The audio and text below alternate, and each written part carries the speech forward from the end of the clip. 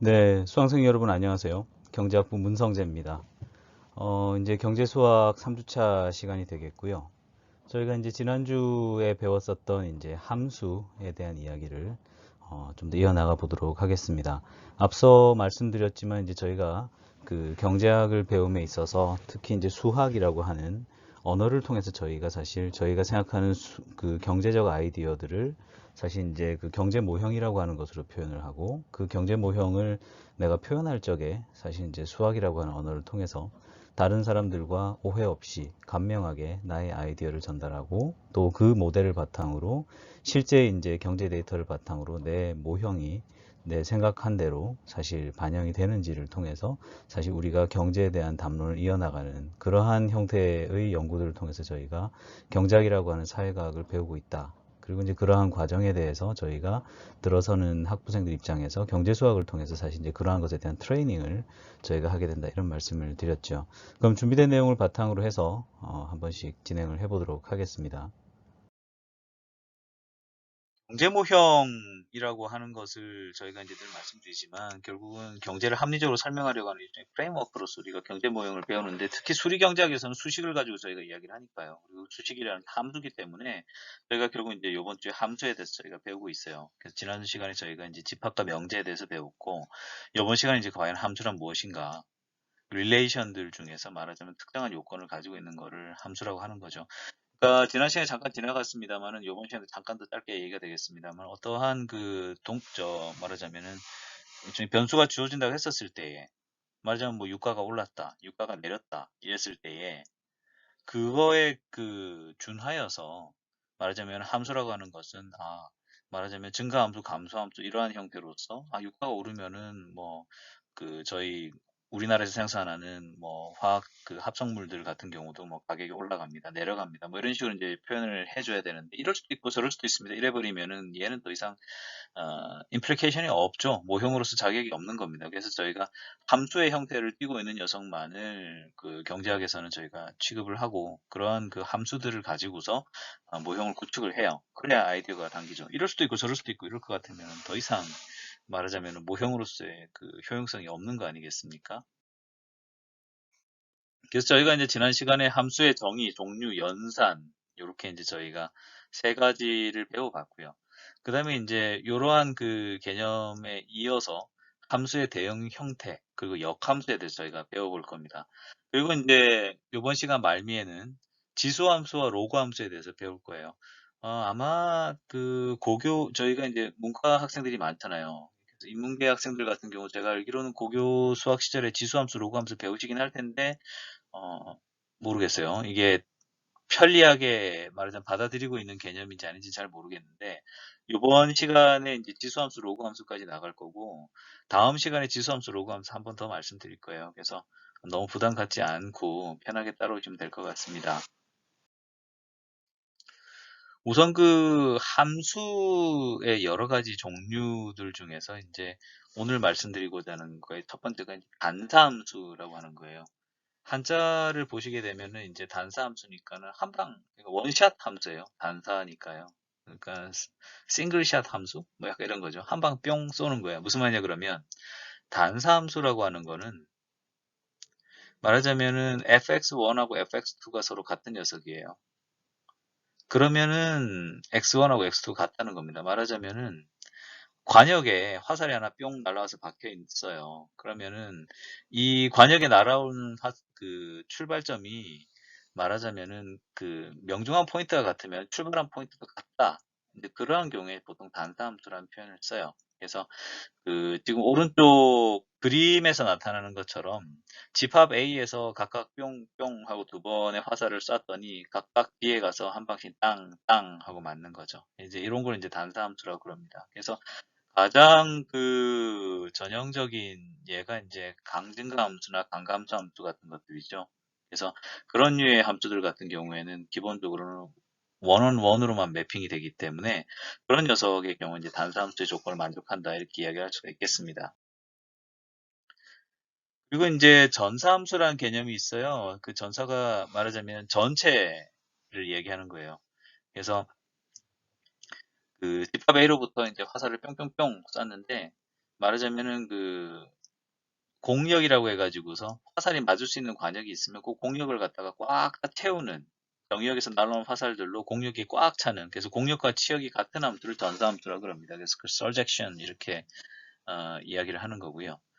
그 다음에 이제 쌍사함수 그리고 bijection, 쌍이라는 게 이제 두 개 이야기하는 거예요. by가 붙었는데 이제 보통 이런 걸 이제 one-to-one correspondence 그래가지고서 앞에서 봤던 것처럼 일단 A하고 B하고 연결이 되는 과정에서 말하자면 원투원으로 다 가서 날아가서 맞기는 하되 공역하고 치역이 똑같아 가지고서 진짜 말 그대로 1대1로 매핑이 딱 되는 이제 그러한 관계를 갖다가 이제 쌍사함수 이렇게 부르고 있어요. 이건 막 너무 외우느라고 너무 애쓰진 마세요. 이런 개념이 있구나 정도면 됩니다. 그러면은 우리가 걔도 공부를 하는 중이니까 단사함수, 뭐 쌍사함수, 전사함수가 어떻게 되나 하나씩 보자고요. 우선 첫 번째가 이제 fx는 2x-1인 경우, 제가 이제 오른쪽 그림에서 연두색 선으로 쭉 그려놨는데요. 연두색 선을 보게 되면 그렇잖아요. x가 왼쪽으로 무한히 있을 거고, x쪽도 오른쪽으로 무한히 있을 거고, 말하자면 정의역이 좌우 0을 중심으로 좌우 무한대의 실수 영역입니다. 음과 양의 실수 영역을 다 커버해요. 그러면 연두색 선 같은 경우는 이게 어디로 매핑되나 보세요. y축을 놓고 봤을 때는 또 아래쪽 무한대까지 커버할 거고, 또 위로는 무한대까지 커버를 할 거예요. 그래서 x는 x대로 무한대 영역을 다 쓰고 y는 y대로 무한대 영역을 다 쓰고 있죠. 그래서 이런 전형적인 강증가 함수에 속하잖아요. 이런 녀석이. 이런 녀석들을 저희들이 보통 이제 분류를 할 때는 단타 함수이기도 하면서 전사 함수다. 즉, 전사 함수라고 하는 거는 공역하고 치역이 똑같아야 되는 이제 그런 거니까, 요거 이제 이런 식의 x축, y축 있는 그림에서는 x축 전체 정의되는 함수다. 그럼 y축 전체 커버가 되는 그런 녀석이 돼야 전사 함수로서의 어떤 그런 자격을 가지고 있다. 이렇게 하겠습니다. 그 다음에 이제 또 봐야 되겠죠. x 스퀘어요. x 스퀘어는 지금 요 그림에서는 하늘색, 파란색 파라볼라로 쭉 되어 있는 거. 이제 지금 뭐 저희 2차 함수별 때 이거 배우잖아요. 요건 다 아시죠, 여러분? 그러면은 요거 보시게 되면은 2차 함수기 때문에 얘는 음이 나오진 않아요. 실수 영역에서는. 그래서 x 왼쪽으로 무한대, 음의 무한대부터 양의 무한대까지 실수 영역에서 0 이상의 값으로서 쭉 디파인이 됩니다. 그래서 이제 이런 녀석들 같은 경우는 단사 함수도 아니고 전사 함수도 아닌 거죠. 그 다음에 또 절대값 x인 경우도 보게 되면 이제 빨간색인데요. absolute x로 표시된 h 같은 경우, 빨간색 선 같은 경우도 이걸 잘 보게 되면 결국은 단사함수도 아니고 전사함수도 아닌 이제 그런 거를 알 수가 있죠. 그 다음에 또 2의 x승 같은 경우를 보게 되면 2의 x승 같은 경우는 지금 우리 오렌지 라인으로 표시가 되어 있어서 왼쪽 음의 무한대에서부터 양의 무한대까지 디파인이 되긴 하는데, 말하자면 음의 영역은 터치를 하지는 않습니다. 그래서 그러다 보니까 단사함수이긴 한데 전사함수는 아닌 걸로 이렇게 얘기하는 거죠. 그래서 단사함수, 전사함수 개념은 이제 이런 걸 가지고서 조금 익숙하게 보시라는 의미에서 이런 이제 예제 문제를 한번 리뷰를 했습니다. 제식 훈련 아세요? 요즘 학생분들 학생 때 뭐 좌양자, 우양우 이런 거 배우시나요? 제가 잘 모르겠습니다만은 어, 이 역함수 개념을 좀 설명하기 위해서 잠깐 가지고 왔어요. 좌양자 그러면 왼쪽으로 90도 탁 돌아서는 거예요, 본인들이. 우양우 그러면 오른쪽으로 90도 돌아 가는 겁니다. 군사정부 시절의 잔재라고 할 수 있는 학생들한테 이런 제식 훈련을 가르치고 했었거든요, 과거에는. 근데 이제 이런 걸 생각해 봅시다. 좌양좌를 한 다음에 우양우를 해요. 그러니까 왼쪽으로 90도 돈 다음에 오른쪽으로 또 90도 돌아요. 혹은 우양우를 한 뒤에 좌양좌를 해요. 오른쪽으로 90도 돈 다음에 왼쪽으로 90도를 돌아요. 그럼 어떻게 됩니까? 어느 경우나 다 처음에 보던 자리를 딱 쳐다보게 돼 있습니다. 그죠? 그러니까 왼쪽으로 먼저 도나 오른쪽으로 먼저 도나 똑같다는 얘기예요. 그래서 역함수를 이제 좀 말씀드리려고 하는 건데, 결국 이제 말하자면 일종의 대칭이 되는 어떤 그런 개념을 가지고서 이제 이걸 보시면 좋을 것 같습니다. 역함수라고 할 때는 쌍수함수일 때 말하자면은 f의 역함수, f에서 f 함수가 있는데 얘가 a에서 b로 가는 쌍수함수일 때 F의 역함수로 가는 거는 B에서 A로 가는 어떤 그러한 관계, 그런 걸 갖다 얘기를 해요. 그래서 전형적인 예가 fx는 y다. y는 x예요. 그러니까 45도짜리 선을 이제 그어놓고 보면 말하자면 y에서도 x로 갈 때 말하자면 똑같은 값으로 간다 이런 의미인데 제가 이제 요건 말로만 하면 좀 헷갈리니까는 그림을 좀 준비했으니까 오른쪽 그림 한번 봐주세요. A 포인트, B 포인트 이제 제가 좀 예를 들어놨는데 y는 2x예요. 말하자면 x에서 y로 가는 함수고 y는 2x로 이제 서로 관계가 지어져 있습니다. 그러면 이제 생각해 볼 수 있는 그 값이 이런 식인 거예요. x는 1일 때 A 포인트, x는 2일 때 B 포인트인데 y는 2x라고 하는 함수상에서는 x는 1은 y의 2로 매핑이 되고요. x는 2라는 녀석은 y는 4일 때로 매핑이 될 거예요. 요까지는 뭐 그죠? 요거는 아마 어릴 때 다 하던 수학이니까. 근데 이제 역함수가 될 때는요. x에서 y로 가는 게 아니고 y에서 x로 가요. 그래서 x는 2분의 1 y 이제 이런 식으로 이제 말하자면은 표현이 바뀌는 겁니다. 말하자면 이제 x는 y의 함수가 되는 이제 이런 상황이 되는데요. 이때는 이제 y하고 x는 이런 식의 관계가 되겠죠. y가 2일 때 a로 갈 거고요. y는 4일 때 b로 가는 겁니다. 그죠? 그래서 y는 4일 때 b 포인트, y는 2일 때 a 포인트. 그럼 요거에 매핑되는 a는 뭐냐 그러면 각각 1과 2가 되죠.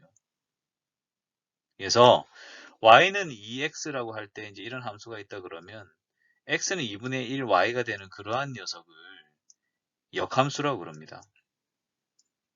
그래서 이러한 관계를 갖다가 역함수라고 하는구나 라고 생각하시면 좋을 것 같아요.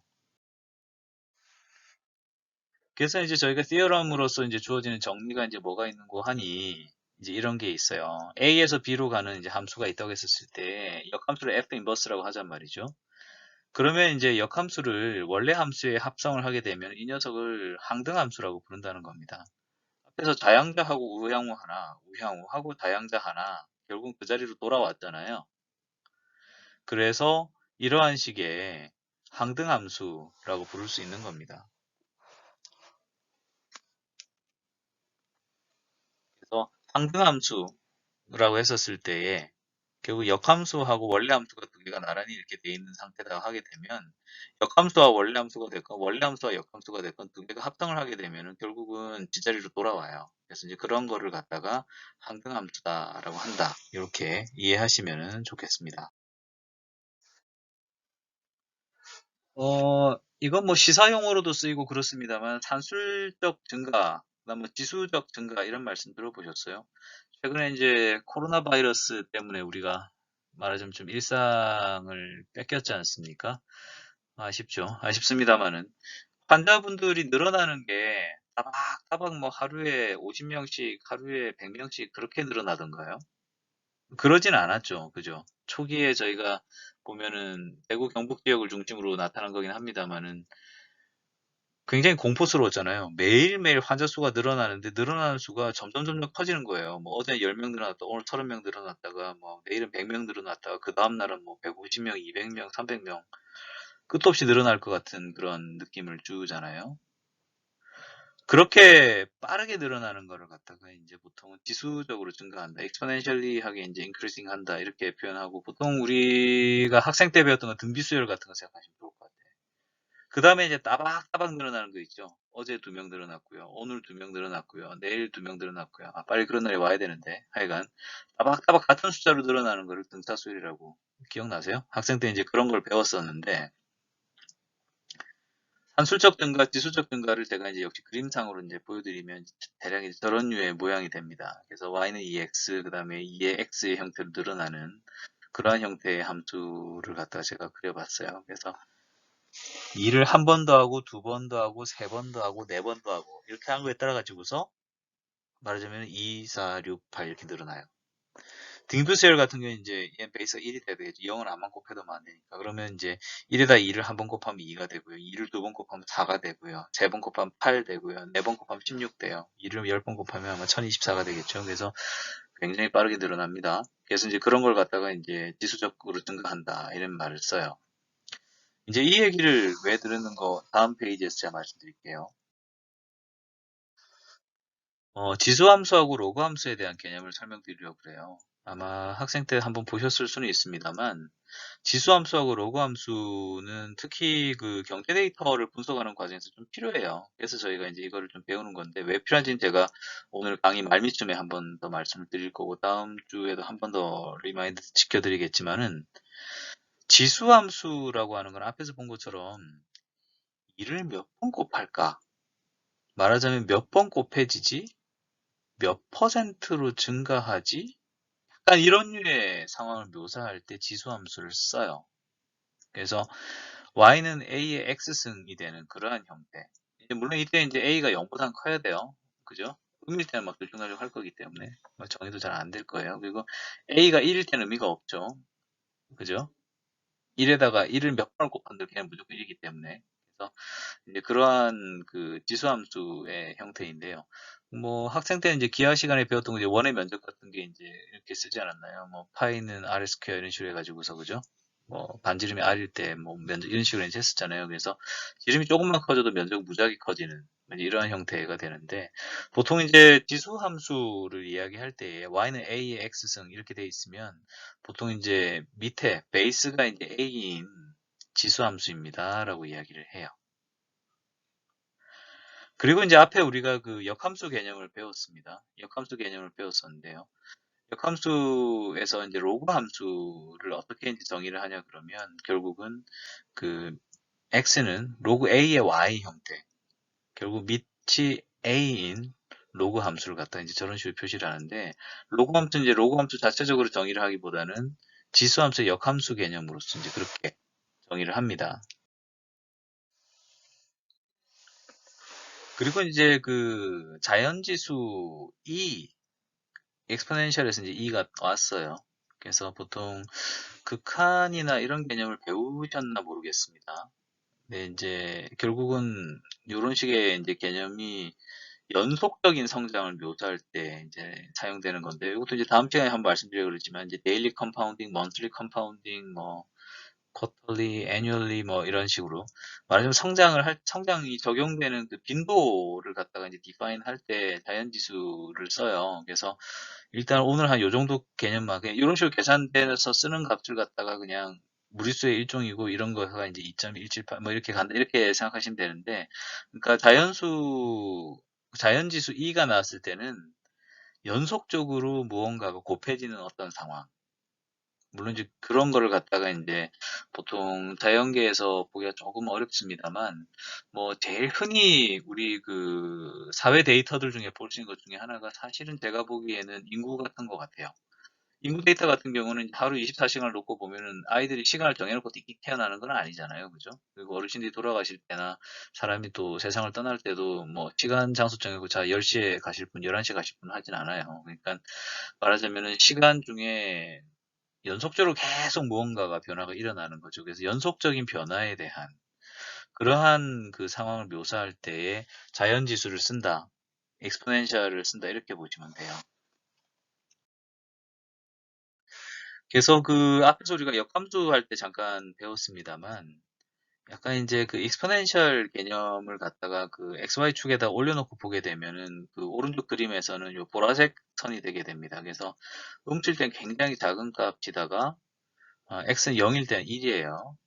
그리고서는 굉장히 빠르게 x가 커진 거에 따라서 굉장히 급격하게 값이 올라가는 그런 걸 갖다가 이제 말하자면 그 지수함수로서 이렇게 자연지수 함수로서 얘기를 할 수 있겠고요. 그 다음에 이제 자연 로그 함수 그랬을 때는 자연 지수 함수 역함수로 디파인 되는 겁니다. 그래서 보통 y는 x 45도 선을 중심으로 해가지고 대칭이 되는 그런 모양으로 그리는 것이 지금 이제 오른쪽에 오렌지 선으로 이렇게 표시가 됩니다. 이렇게 되다 보니까는 로그 함수 같은 경우는 음의 영역에서는 정의가 되지 않습니다. 그러면 실제 이제 이런 지수 함수나 그 로그 함수가 사용되는 것이 이제 어떤 식으로 사용되는지 이런 것들을 갖다가 좀 보면 좋을 텐데요.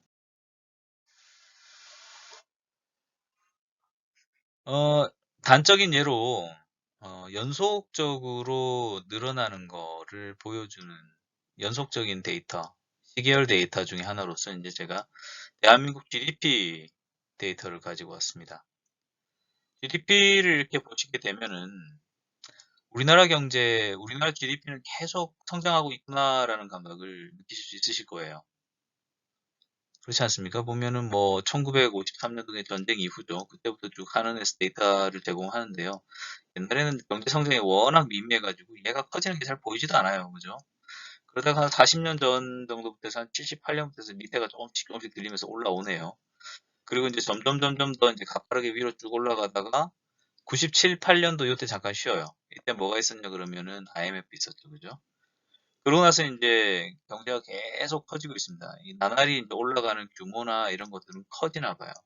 과거 대비 그 성장은 느려진다 그러는데 성장하는 크기 자체만 보면 점점 더 커지는 것 같아요. 이 화살표의 진폭을 보세요. 비슷한 간격으로 화살표 길이를 그려놨는데 화살표가 이게 그 같은 시간에 커지는 이 길이가 길어지잖아요. 말하자면 기울기가 높아진단 말이죠. 그러면은 이게 성장이 더 빨라지는 거 아닙니까? 근데 이제 뉴스 보면 과거 대비 성장이 느려진다는데 이 어느 게 맞는 얘기냐는 거죠. 그래서 이제 경제학에서 특히 이제 명목 지표 같은 경우는 이렇게 그 익스포넨셜하게 이렇게 쭉 성장하는 그런 특성들을 가지고 있어요.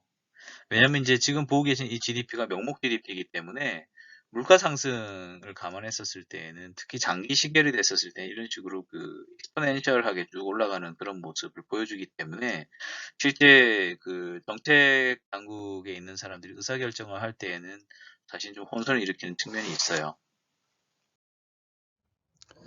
앞서서 이제 저희가 그 장기 시계열을 통해서 저희가 이제 명목 GDP의 이제 추이를 살펴봤습니다.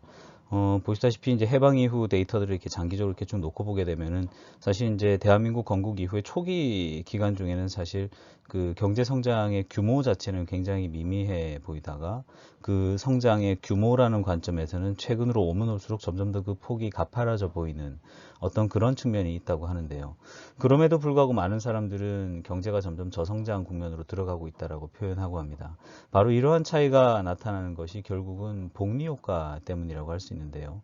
장기간의 데이터에 대해서 저희가 이제 관측을 할 적에 이러한 명목 데이터를 이제 기준으로 저희가 판단을 하다 보면 결국 이제 소위 말하는 인플레이션이라고 하는 것이 복리 효과를 통해서 누적이 되면서 그래프의 형태가 사실은 지수함수적으로 나타나게 될 그 요인이 굉장히 높습니다. 그래서 저희가 이제 명목 데이터를 살펴볼 적에 그리고 이제 특히 장기 데이터를 살펴볼 적에는 지금 이제 봤던 것과 같은 그러한 인지적인 오류를 저희가 겪을 수가 있기 때문에 결과론적으로는 명목 데이터를 이제 어느 정도는 좀 조정을 할 필요가 있죠. 그래서 이러한 그 조정을 하는 방법 중에 이제 가장 좀 전형적인 방법 중에 하나로서 사실은 이제 로그 스케일이라고 하는 것을 사용을 합니다.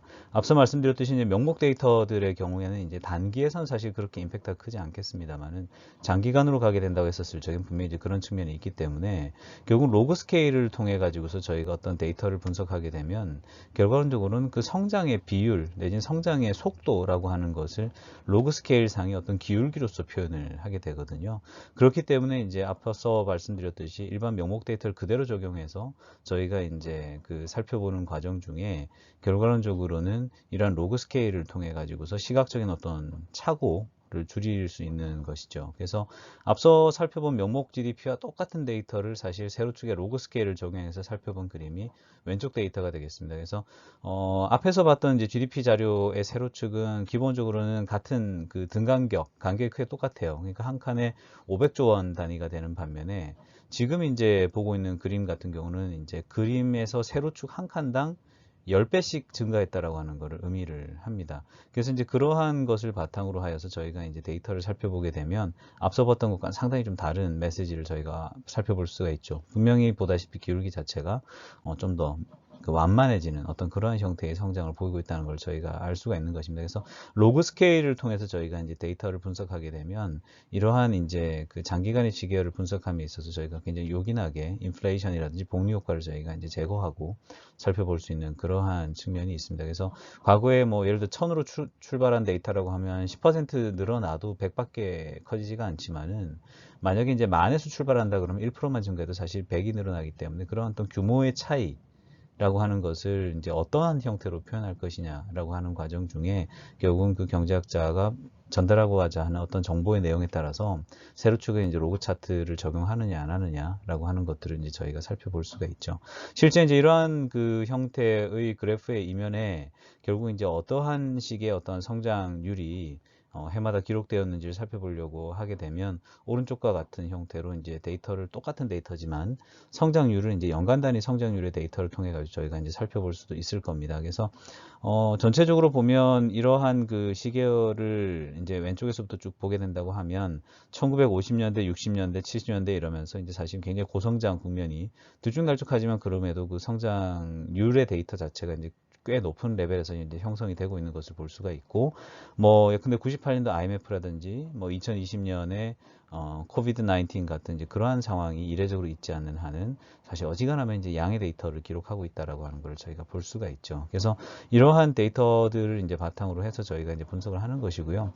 이러한 성향의 데이터들 같은 경우에 특히 이제 앞서 말씀드렸듯이 복리 효과가 나타날 가능성이 굉장히 큰 데이터들이죠. 장기로 볼 때는. 왜냐면은 어지간하면 경제가 역성장한 일이 드물기 때문에 명목의 관점에서 보면. 그래서 명목 GDP상으로 경제가 역성장하는 것이 잘 없다는 걸 생각해 보게 되면 이러한 것들을 이제 감안하여서 사실 로그 스케일을 적용해서 살펴보는 것 또한 굉장히 좋은 방법이다라는 것을 말씀드릴 수 있겠습니다. 네, 그래서 이제 지금까지 함수의 대응 행태에 대해서 저희가 이제 단사함수라든지 전사함수 또는 이제 둘 다를 포괄한 쌍사함수 이런 개념들도 좀 살펴봤고요. 그 다음에 이제 산술적 증가, 지수적 증가 이런 것들을 이제 저희가 분석해내기 위해서 지수적인 증가를 이제 보이는 과정 중에 이제 나타날 수 있는 어떤 그 수리적 형태로서 지수함수라고 하는 것을 좀 배웠고요. 그 다음에 이제 저희가 역함수라고 하는 개념을 배웠는데 그 역함수라고 하는 개념을 가지고서 지수함수를 들여다보게 되면 로그 함수라고 하는 것을 저희가 이제 볼 수가 있다라고 하는 것 말씀을 드렸어요.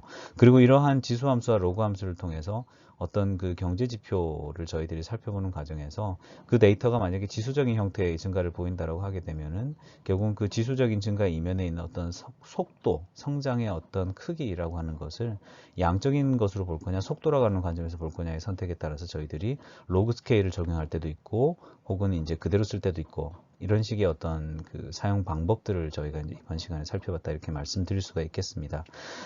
일단 첫 번째 세션 여기까지 되겠고 잠깐 쉰 시간 가지고 나서 두 번째 세션으로 이어가 보도록 하겠습니다.